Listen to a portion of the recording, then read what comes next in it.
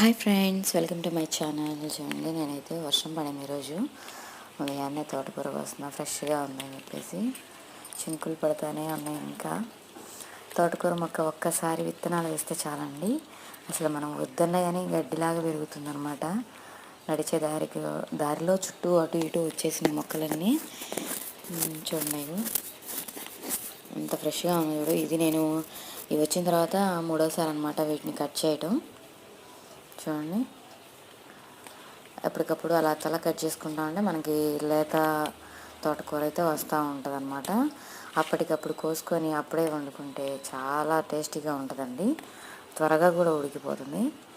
బయట మార్కెట్లో కొనే వాటికన్నా కూడా మన ఇంట్లో ఇలా వేసుకున్నవి త్వరగా ఉడుకుతుంది అనమాట. చూడండి, నాకైతే చాలా వచ్చింది, సరిపోయిద్ది అని చెప్పేసి అంతటితో ఆపేసాను అనమాట. చూడండి, thank you for watching. Like and subscribe.